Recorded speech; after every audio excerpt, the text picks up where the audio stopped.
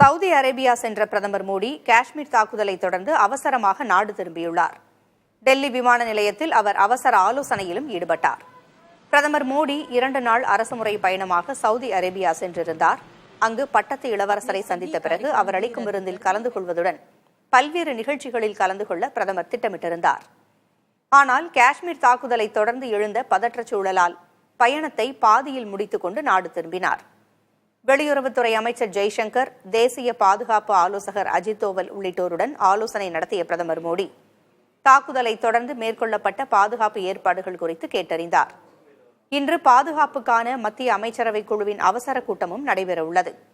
இதில் பயங்கரவாதிகளுக்கு பதிலடி கொடுப்பது தொடர்பாக முடிவெடுக்கப்படும் என்று எதிர்பார்க்கப்படுகிறது. காஷ்மீர் தாக்குதல் தகவலை அறிந்தவுடன் உள்துறை அமைச்சர் அமித் ஷா ஸ்ரீநகர் புறப்பட்டுச் சென்றார். பாதுகாப்பு நிலவரம் குறித்து உயர் அதிகாரிகளிடம் அவர் கேட்டறிந்தார். வடக்கு பிராந்திய ராணுவ தளபதி MV சுதீந்திரகுமாரும் காஷ்மீர் சென்றுள்ளார். இதற்கிடையே பிரதமர் மோடியை அமெரிக்க அதிபர் டிரம்ப் தொலைபேசியில் தொடர்பு கொண்டு காஷ்மீர் தாக்குதல் குறித்து கேட்டறிந்தார். தாக்குதலுக்கு கண்டனம் தெரிவித்ததோடு கொடுஞ்செயலில் ஈடுபட்டவர்களை சட்டத்தின் முன் நிறுத்த இந்தியா எடுக்கும் நடவடிக்கைகளுக்கு துணை நிற்கப் போவதாகவும் டிரம்ப் கூறியிருந்தார். நிதியமைச்சர் நிர்மலா சீதாராமனும் தனது அமெரிக்க பயணத்தை பாதியில் முடித்துக் கொண்டு நாடு திரும்புகிறார்.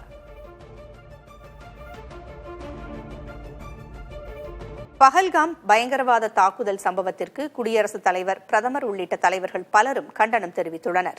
வலைதளத்தில் குடியரசுத் தலைவர் திரௌபதி முர்மு வெளியிட்ட பதிவில் பொதுமக்களை குறிவைத்து நடத்தப்பட்ட இந்த தாக்குதல் முற்றிலும் மோசமானது என்றும் இதை ஒருபோதும் மன்னிக்க முடியாது என்றும் தெரிவித்துள்ளார்.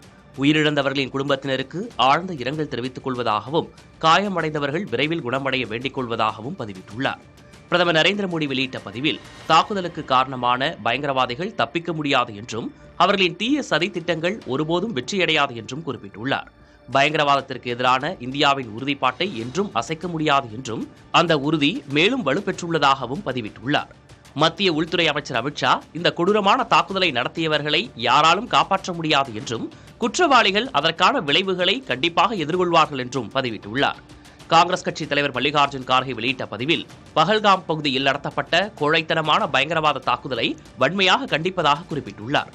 எல்லை தாண்டிய பயங்கரவாதத்திற்கு எதிரான யுத்தத்தில் ஒட்டுமொத்த நாடும் ஒற்றுமையாக உள்ளதாக அவர் குறிப்பிட்டுள்ளார். மக்களவை எதிர்க்கட்சித் தலைவர் ராகுல் காந்தி வெளியிட்ட பதிவில் சுற்றுலா பயணிகள் மீதான கோழைத்தனமான தாக்குதல் மிகுந்த மனவலியை ஏற்படுத்தியுள்ளதாக குறிப்பிட்டுள்ளார்.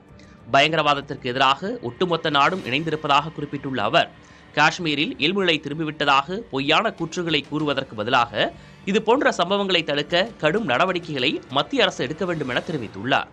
பாதுகாப்புத்துறை அமைச்சர் ராஜ்நாத் சிங், வெளியுறவுத்துறை அமைச்சர் ஜெய்சங்கர், ஜம்மு காஷ்மீர் துணைநிலை ஆளுநர் மனோஜ் சின்ஹா, ஜம்மு காஷ்மீர் முதல்வர் உமர் அப்துல்லா, தமிழக முதல்வர் மு.க. ஸ்டாலின், மேற்கு வங்க முதல்வர் மம்தா பானர்ஜி, கேரள முதல்வர் பினராயி விஜயன், டெல்லி முதல்வர் ரேகா குப்தா உள்ளிட்டோரும் கண்டனங்களை தெரிவித்துள்ளனர்.